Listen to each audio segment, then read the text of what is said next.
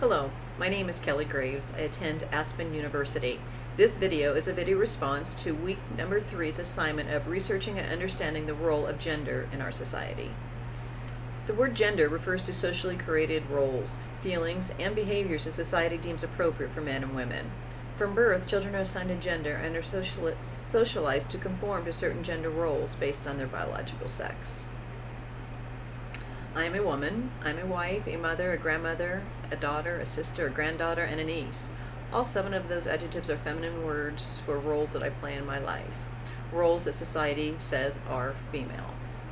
However, I ride a Harley-Davidson motorcycle, I compete as a bodybuilder, I'm self-reliant, I defend my own beliefs, I'm athletic, I'm assertive, I have a strong personality, and I can be forceful if the situation requires I do so.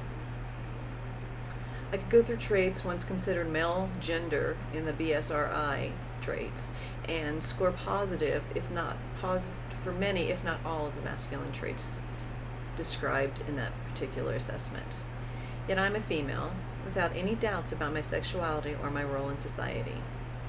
So sex. Sex is a biological category that we're assigned at birth based on our chromosomes and our reproductive organs, male, female, or a combination of both sexes.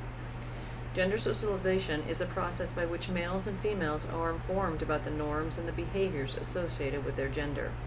Gender roles created by gender socialization shape individuals' behaviors. Society punishes those who don't conform to expected gender-related behavior. For example, the little boy who wants to pick flowers instead of play football, or the little girl who has no interest in dolls but cannot contain herself from getting sweaty and dirty during a recess football scrimmage with the boys. They both may be ostracized by their peers, by siblings, or even their parents and teachers, those that have strong gender-appropriate behavior beliefs. As I referred to BSRI a few moments ago, which is a survey tool designed in 1974 by Sandra Bem. It was called the BSRI, which is the Bem Sex Role Inventory. It was used to measure how people adhere to traditional views of gender. The theory was to explain gender development and measure traits of masculinity, femininity, and androgyny. Androgyny being the combination of both masculine and feminine traits. After reading and participating in the BSRI assessment, I scored higher in the masculine traits than the feminine traits. I feel that the BSRI is an antiquated tool to measure a person's conformity to gender roles. The roles of men and women have changed in our society, making what used to be considered maybe a masculine or a feminine trait or behavior now normal behavior for either gender.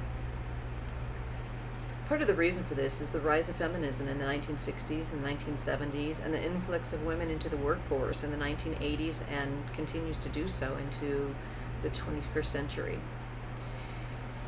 The major evolutionary change, which is creating more equal relationships in our society, allowing for a variety of behaviors to be associated with both genders, or androgynous, which is the gender neutral.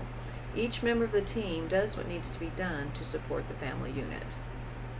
Bem herself, in her later years, actually wrote, "Human behavior should no longer be linked with gender, and society should stop projecting gender into situations irrelevant to genitalia." Things are changing. The national trend toward a total integration of gender roles is reflected in today's women by the level of educations, their professional achievements, and the family income contributions. Currently, more women than men are enrolled in college. Women are expected to earn more graduate degrees than men over the next several generations. Between 1996 and 2006, the number of dual income families in America increased by 31%. In fact, among families with children, 59% have 2 working parents. These both retrieved from the Bureau of Labor Statistics from 2012. So in other words, 2 adults working together as equals, bringing home the bacon, is the new norm. Now, an area of gender roles that is not as easy as genders working together or being equals. The area of gender roles that I would like to discuss next is professional athletes. Many unethical actions, decisions, and attitudes are present today more than ever in the sporting arena, as we have more conflict and confusion with our gender identities. Sports is supposed to represent fairness. It's supposed to demonstrate respect and inclusion. It's embedded in the sporting values. That's regardless of somebody's known or assumed sexual identity, or whether they are born or living as a male or a female. The beauty of sports is that we perform, and our performance is not based on any gender identification or any gender roles that society has placed upon us. Maybe what needs to happen is that gender categories in sports just need to be abolished. Women and men, they just compete against one another. Equal terms, no different rules. Give up sexual discrimination within sports and allowing individuals of both sexes to compete. It's simple. In sports, it's crucial that the best person win. The sex difference is simply irrelevant. If a female athlete can perform better than the male athlete, the female athlete should be allowed to compete and beat that male athlete. If she cannot beat a certain male athlete, so be it. The competition was fair. She should be able to face the fact that he was more talented. It's as simple as that. Sexual discrimination within the sports arena has no more rationale than sexual discrimination in any other fields of our lives. However, based on history, I would hope that the implications on the results for the next 100 years of competition be obvious to everyone. No female athlete ever makes up the top 500 of any athletic event. So the chance that a female athlete will perform better than a male athlete at the top level of competitions, for example the Olympic Games, is basically zero. The reality is that the separation of male and female categories, what termed sexual discrimination by certain ethicists, is fundamental to equality of sport. To apply this to the case of Caster Semenya, that means that the categorization of males and females is flawed, and as suspect may be, demands the line be defended. She claims she's a female. She has female genitalia, but upon further investigation, she has high testosterone levels. Okay, so she should be removed altogether from competition. She's not a boy, she's not a girl. Her role in society is that of a female. She's competed amongst females. She's had no surgical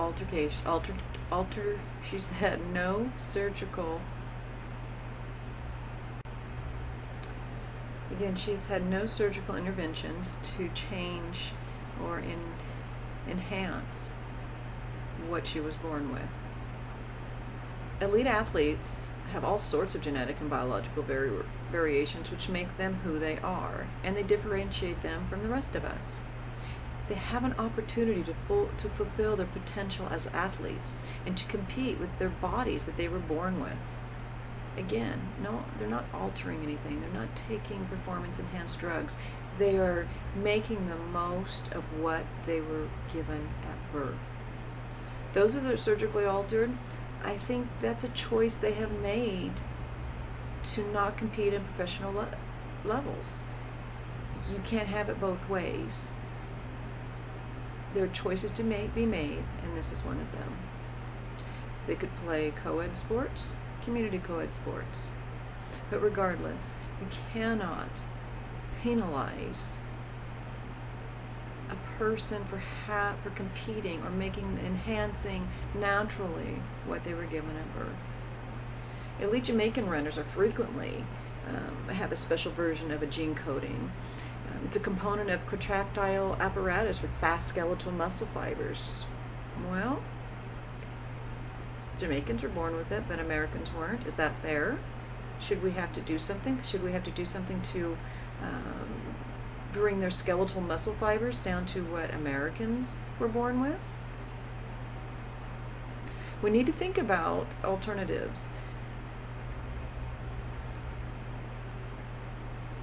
If these people were targeted by regulations for something they were born with, what are their options? They could undergo androgen suppression therapy, and they could resume competition. But what an appalling option. There's no medical benefit. Would a doctor do that, or is that breaking his Hippocratic oath? Should they just hang up their spikes and say goodbye to those athletes? Would that be something we would be willing to ask somebody who's invested all those years of training and effort? Sports bodies don't impose a threshold for excessive levels of other variations of the basis of athletic excellence, nor do they impose a threshold for excessive levels of natural testosterone in males. Why would they consider docking a female athlete for excessive levels of any natural substance in her body?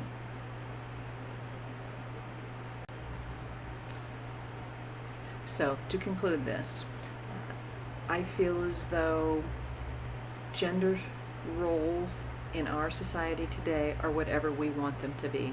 In my household, if it works for me, that's all it takes. We don't need labeling. We don't need it. We just need to continue to evolve as a society and in a healthy way get done what needs to get done.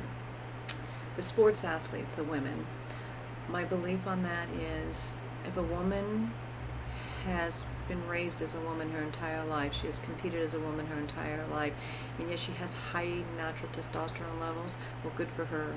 I imagine that there's probably a bad side of that for her as well, but she's learned how to balance it out, take advantage of what she was given, and she's a strong, amazing, successful, athletic woman. Let her be. Bruce Jenner, if he wants to compete now, he should not be allowed to compete as a woman. He was a man. He cannot go back. He cannot surgically enhance himself so that he can compete and benefit himself. Arguments that will probably be there for a very long time to come. But again, Kelly Graves, Aspen University, thank you very much for your time.